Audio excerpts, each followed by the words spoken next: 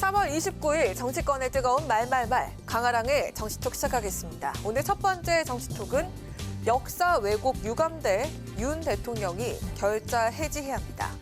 일본이 어제 전쟁 범죄를 부정하는 내용의 초등 교과서를 승인하면서 역사 왜곡 노골화를 택했습니다. 일본이 전쟁 범죄를 부정하는 내용의 초등 교과서를 승인했습니다.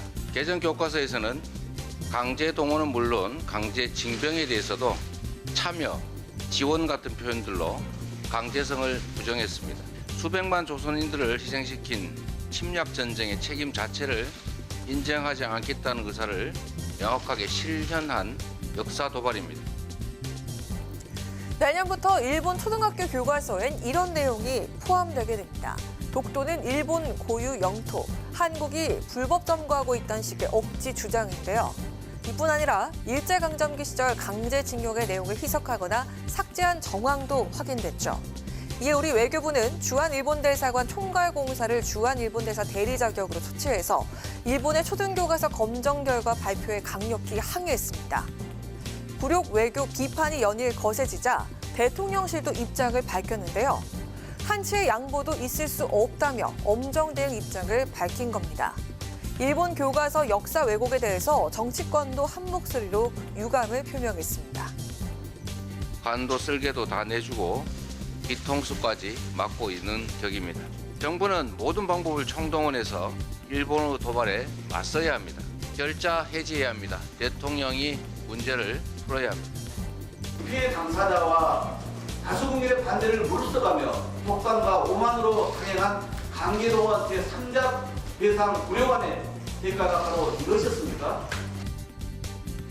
네, 민주당에선 정부의 강력 대응을 촉구하는 한편 이것이 강제동원 제3자 배상안의 대가냐면서 정부 책임론에 부각했습니다. 반면 국민의힘에선 일본 교과서와 한일 정상회담은 별개의 사안이라고 선을 그었습니다.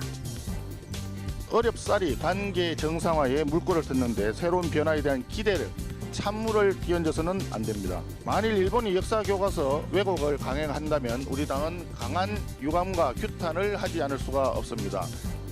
군국주의적인 사고 이런 틀에서 못 벗어난 일본의 문제이지 한일 회담 결과가 잘못돼서 그런 건 인과관계가 전혀 없는 사안인 것 같습니다.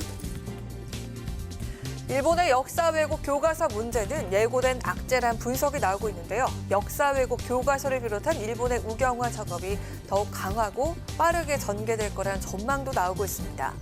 이에 대한 우리 정부와 정치권의 강력한 대처와 단호한 입장이 시급해 보이는 상황입니다. 자, 이어서 두 번째 정치톡은 19년 만에 전원위원회입니다. 선거제도 개편을 위해 전원위원회 운영 협상에 돌입한 여야. 내일 열리는 본회의에서 전원위원회 구성을 의결하고 4월 중 단일에 수정안을 처리하기로 합의했습니다. 선거법이 1년 전에 이 선거제 개편을 다 완료하도록 해놨거든요. 내년 4월 선거면 올 4월 말까지는 늦어도 해보자. 네, 전원위원회는 국회의장을 제외한 의원 전원이 참여해서 특정 안건에 대한 토론을 벌이는 기구입니다. 노무현 정부 이후 19년 만에 소집이 된 건데요. 4월 말까지 선거제를 개편하겠다고 밝힌 김 의장. 총선이 다가올수록 룰 변경이 어려워지는 만큼 정치권의 의지를 모아서 법정 시한 내 개편을 꼭 이루겠다는 각오로 보입니다. 의원 정수는 유지하기로 한 선거제 개편안을 살펴보면 첫 번째는 국민의힘에서 제안한 방식인데요. 도농복합 중대선거구제와 권역별, 병립형 비례대표제입니다. 서울 등 대도시에선 3명에서 5명을 뽑는 중대선거구제를 도입하고 농어촌에선 지금의 1인을 뽑는 소선거구제를 유지하자는 건데요. 대신 비례대표는 전국을 6개 또는 17개 권역으로 나누고 그 권역의 정당 득표율에 따라서 의석을 배분하자는 거죠. 자, 두 번째는 민주당에서 제안한 방식입니다. 현행 소선거구제를 유지하되 비례대표는 전국을 6개 권역으로 나눠서 선출하자는 겁니다. 권역 의석수 점유율이 당 지지율에 비해서 낮을 경우 비례대표 의석 일부를 그 당에 우선 배분하는 방식입니다. 지역 균형 발전의 취지를 반영하자는 겁니다. 자, 마지막 세 번째는 정의당 등 제3당 후보의 당선 가능성을 높여주는 방안인데요.